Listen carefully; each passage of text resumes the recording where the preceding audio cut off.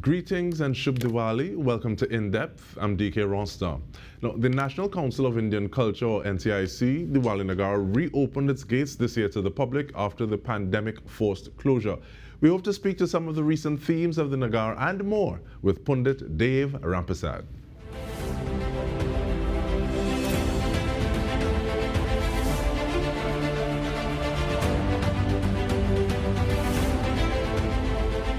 Namaskar, Pundit Rampersad. How are you doing, sir? Namaste, Sitaram. Shubh Diwali. Blessings, greetings to you and to all the wonderful viewers of this program. Indeed, it's a pleasure to join with you. And it is our pleasure to have you, and I'm so glad that you're able to make the time. Give us a little information about the lead up in the preparation to this year's Diwali observances. Thank you. Well, as of course, Diwali being such a grand festival, the festival of lights, celebrated by the Hindu community, being a very religious one, of course, there's a lot of preparation in terms of the fasting. And as a matter of fact, the Hindu community, a lot of our devotees have already, they began fasting from as early as within the August period in terms of the Sri Ganesh Utsav celebration, the festival of Lord Ganesh, which was followed by Pitru Paksh. We had Navratri, and of course, leading all the way up to Diwali. So it's a lot about the fasting, the preparations being made by our devotees, the cleaning, the painting, the you just major preparations, getting ready to receive Mother Lakshmi, the goddess of light, on that grand night of Diwali. So in terms of the fasting, the preparation, the physical self, and so on, a lot of praying pujas, of course, it's a busy time for the Hindu community. A lot of them, of course, having the pujas at their homes, celebrations, different activities at the mandirs, and so on, throughout the length and breadth of the country, and of course, all around the world. And I'm really glad that you're able to shine that light, pun intended, on that level of preparation, the cleansing leading up to the actual day itself. Because I think sometimes people who don't know better, they just think, okay, well, we just get some bamboo, you have these lights, you did these, as opposed to saying, okay, well, these are the spiritual aspects that also go into those physical incarnations of what it is we see. But with regard to that light, though, what does the message of the light say for us, especially at a point in time like this? Well, okay, DK. There are many philosophies. There's much, of course, the lessons of course of the light. And for example, there's a simple prayer, a prayer that is well known. Om Asatoma Satgamaya Tammasoma Jyotirgamaya Mrityorma Amritam Gamaya. It means from untruth lead me to truth, from darkness lead me to light, and from death to immortal life. The light itself too represents the light of goodness, the light of knowledge, whereas darkness representing ignorance. And of course, to the message to the light, as I mentioned, of course, to being it is being that knowledge. And Diwali celebrates the victory of that light over darkness, the ignorance. It also is the triumph of goodness over evil. So Diwali is a festival, it's a message it's a time for us to reflect and to see how much we have traveled spiritually. It is not just about the physical light itself, but it's a chance for us to really to check ourselves to see how much we have been touched by light. Are we still in that mode of light and goodness, or are we still lost or grouping in the darkness? And there's so much about it, because that light represents all that is good, the divinity within, and the scriptures tells us that we are the beacons of light, and as such we have to spread that light of peace, love, warmth, and goodness to others. And so much could be said, but this is just one simple level. I can go on and on. Thank you so much, and thank you for taking time with me. But in terms of looking, and I really appreciate that, as opposed to just saying, okay, well, light over darkness, looking at that illumination of knowledge and wisdom over ignorance. But there's so many ways, so many levels, as you alluded to, Are there different Yes. denominations? And I ask this because this year's Diwali Nagar theme is Hindu denomination or Hindu panth. Now, give us a little idea about some of those denominations, thank you. Can someone from the outside just look and say, okay, well, this person belongs to this denomination? Okay, well, the punt, of course, there are many organizations, punt or different sector indeed. And of course, and that will stem, there are many, for example, saints and sages, because I'll tell you this, because Hindu Dharma, Sanatan Dharma, or Hinduism, which is also called a universal religion, does not have any main founder. Its principles, of course, it is said has, it's called Sanatan Dharma, and this has existed from since eternity. But of course, there were many saints and sages and so forth, as such, who have contributed. Of course, being with their experience and so forth, their realization of God, and as such, different sector, different. I would say there are many movements, many organizations that have stemmed, and as such, there are many. For example, as you asked about that, for example, there's the Vedic mission, the Arya Samaj, the Vedic, from the Vedic times, because I'll tell you this also, the main source of scripture for Hindus being the Vedas. And for example, the Arya Samaj, they are the ones, of course, too, who follow with the Vedic teachings. There's also, for example, too, there's a different group called the Ramakrishna Mission, and there are many like that. There's also, of course, great souls like Swami Vivekananda, who also have contributed. There's the Kabir Pant. There's that group, the Kabir Pant. We have of course, we have Lord Buddha, for example, too, who also have contributed, giving us such wonderful teachings. We have the Swami Shivananda, who is also the founder of Divine Life Society. We have like Shankaracharya. There are many great sages. For example, Sri Satya Sai Baba with the Sai Baba mission. And the list can go on. We have the major Hindu organizations, for example, the Sanatan Dharma Mahasabha of Trinidad and Tobago. We have also Swaha. There's the Chinmaya Mission. There's ISKCON, the International Society of Krishna Consciousness. I mentioned the Sai Baba Mission as well.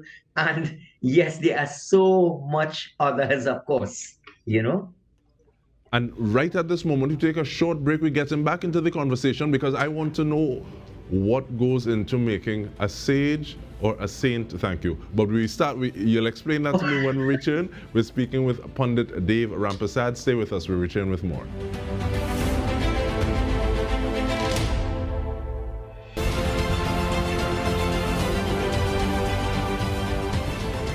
Welcome back. We are being illuminated with knowledge by Pundit Dave Rampersad on this Diwali day. And just before we took the break, we started speaking, or Pundit started speaking about saints and sages. So what goes into making a saint or a sage within the Hindu faith, Pundit? Sorry, Dike, can you repeat? How do we say, okay, well, this person is a saint or this person is a sage within the Hindu community? All right. Now, a saint, of course, too, definitely now there are many. I mean, for example, we would say there are many terms, of course, too, in Sanatan Dharma according to our scriptures. For example, now we would say a saint being a holy individual. I don't want to deviate because I know there's so much different terms. For example, we would even say a Swami, which is a master. But I want to tell you something too. The rishis, the saints, there's another one too I want to throw in here as well, even being a sadhu.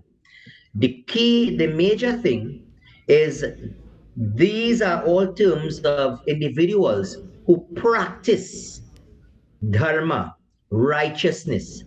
These individuals, according to the scriptures, are wise and learned individuals. They are a person that practices virtue, righteousness. following the teachings of the scriptures of our Dharma. They would be a person, a saintly person being a godly person, a good person, would be someone who practices and who possesses qualities, for example, mercy, daya, prem, which is love, truthfulness, purity. It is one who should be able to, according to the scriptures, one who practices control of the senses, one who should not have attachment, being too materialistic. One should try to overcome the bad qualities, and these are the dark qualities now that we're talking about. Things like lust, greed, anger, jealousy, pride. These are the dark qualities that one must overcome. One who is balanced in terms of ups and downs according to the scriptures. One who doesn't entertain evil thoughts, who should not speak evil, should not be hurting others. So it's a person who, a true saint is a person who experiences God, who feels God, who knows God, a person who is friend to all, an enemy of none, one who, as the saying goes, love all, hate none, and one who should definitely be in sewa, service. As the saying goes, service to man, service to God. These are some of the qualities, again, I would probably share. And I want to thank you so much. And it's really interesting how different faith-based organizations, walks, spiritual paths would say the same thing but articulate it just a little differently. So I'm really happy when we're able to have conversations such as these. But outside of worshiping like Brahman as the supreme being across the board, those denominations or different societies that you would have helped to share light on a little earlier, do they cleave? Help me with my wording here though. Or look Please at help different me. or observe different deities in different fashions, in the sense that, or is it a matter of saying, okay, well, this is my situation right about now, so I will go to this individual or this deity at this point in time. Explain that for me a little bit, please. Okay, well, Dike, first of all, the scriptures, and again, this is something coming from from our root scriptures. I mean, from the Vedas. Now, it has taught us this, that ekam sat bipra bahuda badanti. It says that truth is one, many names, many forms, but God is one.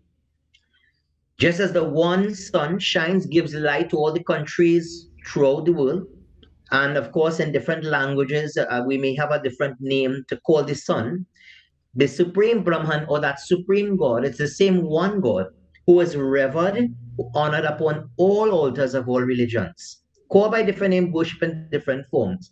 Now, again, we again in the again the founder, that saint, or I should say the founder, that spiritual master, maybe who are founded within each sect or pant, as you would say, because of they in their own personal way, because of their realization, what they have practiced and how they have realized God, this is what they have taught, this is what they have propagated, and as such has brought forth these different organizations and so forth.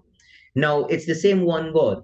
Now, what we have, of course, in Hindu scriptures is that we have the various manifestations, the various forms of God, and these forms, or what we call incarnations, these are the forms that we turn towards. For example, in Sanatan Dharma, for example, all right, we turn to that form, let's say for Lord Ganesh to being that form who removes obstacles for wisdom, success. So it's the same one God, but we have the different function, each of them.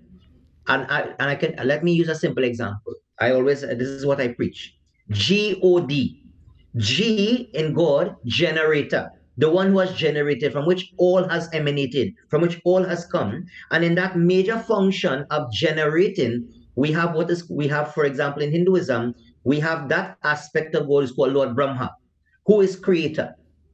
O in God, who is organizer, the one who keeps order or equilibrium, who keeps balance in the world. And in that function, we have that form called Lord Vishnu. And Lord Vishnu is that function. He is the one who sustains, who keeps dharma, who keeps righteousness, who keeps order, equilibrium. So Lord Vishnu has that particular function. D in God, D can be also, I use the word D for destroyer, the destroyer of all wickedness, unrighteousness. D can also be, as I said, destroyer and also dissolution. And who has that function in Sanatana Dharma? Lord Shiva. So Lord Shiva particularly, that's his function, to destroy all impurities, all to eradicate all negative qualities, and of course, reabsorption, dissolution. So I'm just using that example in terms of, I'm linking it with the word God, God. But the three of them, again, those are the different function, the separate function, but it's the same one God, with just different function. Each deity, each manifestation, they have different functions. And it makes it easier for us to approach these forms to fulfill maybe a particular request or desire. And thank you so much for that. And the way that you broke it down with that word, not going to forget it again. And this actually reminds me of someone saying it's almost as though you're pointing at the moon. And the thing is that we should be focusing on the moon, but sometimes we get caught up in the finger that is being used to point. So once again, thank you for that. But in the 1.5 minutes that we have, asking you for just a message to leave us with as we look at the Festival of Lights, as we are observing Diwali. Thank you, Pundit. Okay.